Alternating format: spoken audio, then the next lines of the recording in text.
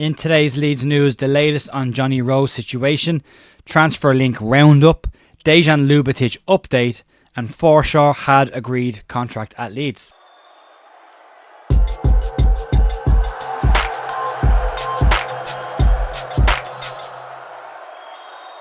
Morning folks, Jay here on Thursday morning, the 8th of August at The View with your Leeds United news. It's very, very quiet on the ground. We have a Daniel Farke press conference later on today, I believe about 2:30.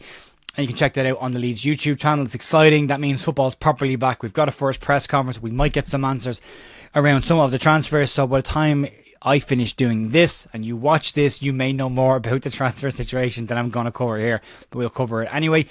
We'll be recording the podcast later on today to go out as a pre-recorded live stream this evening. And we will have a matchday preview tomorrow night with Andrew Stats-Dalton before our countdown to kick-off live stream on Saturday, 45 minutes before kick-off of the Leeds' first home game of the season. So a lot of stuff coming with the Kieran Maguire interview still floating around. If you want to find out how much money Leeds actually have to spend of the 80 million they've brought in, worth checking that out as well. And what kind of PSR restrictions Leeds are working within and what the Red Bull investment actually means to Leeds United. But that's all there. Lots of content to catch up on if you want to. For now, we'll start off with the news and we'll crack on with the Johnny Rowe situation. And it's all gone a little bit quiet on the Jonathan Rowe situation. But we have seen this before from Leeds United with transfers. Jayden Bogle being a prime example. Glenn Kamara last summer being another example of that as well. Norwich themselves have just agreed a deal to sign Red Bull Salzburg's Forshaw Amanakwe, who does play as a central midfielder, is listed as a central midfielder. But thanks to some very good work done by Joe Blackburn, I'm informed that the player actually, if you look at his heat map, plays predominantly in a similar role to what Johnny Rowe plays at Norwich. So Norwich might be bringing in a replacement for Rowe before he leaves, but we'll have to wait and see if that tends to be the case. A lot of journalists today have been speaking about the situation. Fabrizio Romano has had some stuff to say, and Sky Sports' Lyle Thomas have also had some information to give us around where this deal is right now. On the topic, Fabrizio Romano said the following: yeah, he's a possibility. It's true that his name is one of the ones that they are considering internally. At the moment, I'm told there's still nothing close to being done, but it is a concrete possibility. For sure, they will replace Somerville. They are assessing all the options, but I think Leeds will be quite fast in this one, also because they made good money on Somerville and Archie Gray, so they have some money to invest, and they will surely do that. It should also be said, speaking of the Kieran Maguire, it became very apparent that 80 million appears to probably be broken up over 3 seasons, and Leeds are likely to have a transfer budget this summer from incoming transfer fees of about £25 million to spend. So there's 10 gone on that already. There'll be some investment money there as well. There'll be other revenue that will be added onto that. There's still a few quid floating around should they need to do it, but that gives you a better indication of exactly how much money Leeds would have to spend. But Sky Sports' Lyle Thomas has also been speaking on the topic as well, and he said this morning that Leeds United and Norwich are still in negotiations for a deal for the player, and that's ongoing currently. It also says that Leeds United are willing to increase their offer to get closer to Norwich's valuation for the player in order to get this deal done. As I say, Daniel Farke has a press conference at 2:30 today, and you might get some information on that. He might decide to say the usual of, I'm not talking about a player unless he's already ours, but we'll wait and see if he's still looking at replacements for key personnel, that fullback position, that central midfield position, and the Chris Somerville replacement in midfield as well. So we'll have to keep an eye on that. It's definitely rumbling on. You would have liked to have seen it get done today. I don't know. I felt last night when it was so quiet that we'd hear something today, and we may still hear something today, but it is running close to the weekend. It's likely the match will get done by the weekend, and then we'll see Leeds move the following week. But there are couple of weeks left in the window. From a sales perspective, the sooner it closes the better, but from a purchasing perspective, Leeds still have a bit of work to do to get the business done, to be really happy with this transfer window. It's fine so far, but it could and should end up by the end of it being much better than it is right now.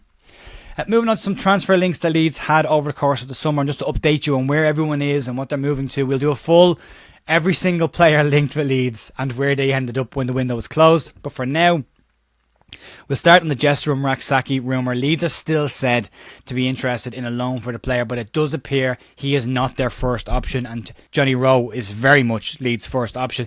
Rak-Sakyi currently is being linked with a loan move to Sheffield United. It's not done and dusted right now, but the player himself is said to be favouring that of his loan options, probably because he'll be guaranteed minutes at Sheffield United and he won't be guaranteed minutes at Leeds, and that is the number one issue for Leeds when it comes to bringing players of a certain level from the Premier League down to the Championship on loan. Unless you can guarantee minutes, they don't want to come. They're going to want to go and play football, and they're not going to get it at Leeds because Leeds are not going to guarantee minutes.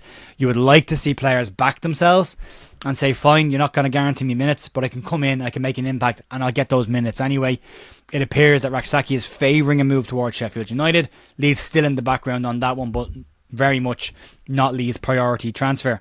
Another one that was mentioned over the earlier part of the summer was Liam Miller, who was on loan at Preston North End from Ball last season. It now looks like Liam Miller will move to Hull City on a permanent deal that's rumoured to be in and around £3.5 million and a 3-year contract. Hull City are continuing to spend money in this transfer window, as well as the last winter window, to try and bolster their squad to get into the Premier Division. It's a big gamble with not a massive amount of revenue coming into Hull, but they will be there or thereabouts in the playoff positions, you would imagine, this season, building a decent looking squad. But it is, by their own standards, an expensive looking squad right now. Another player that we had a contract offer for was Liam Cooper, who didn't take up that contract offer, was speaking to Blackburn, was speaking to Sheffield United, but none of those have turned into a permanent offer. The latest on Liam Cooper's situation there are rumours of conversations between Celtic and Rangers and the player about bringing the player to Scotland, a Scottish international, but very much based in Yorkshire. But would he consider a move to a Celtic or Rangers to finish off his career in the Scottish Premier League? He would definitely make an impact. He would be a decent player for them to have at that level. Interesting to see what happens with Coops, as and when we get more information on that, we will let you know about that. Also, Danny van der Heuvel, who we mentioned yesterday, moving on for the club, has signed for Club Bruges and will compete for the first choice goalkeeper there with Simon Mignolet as well. So, decent move for Danny if he can get some game time there. Moving on to another player that Leeds were linked with over the course of the summer that we've got a little bit more news on. It had gone very quiet on the Dejan Ljubic situation, but now, according to reports in Germany, Leeds United have been told if they want the player, they will need to put in what's been described as a mega offer to get the deal done. Leeds bid £3.3 million for the player a couple of weeks ago, and that was knocked back.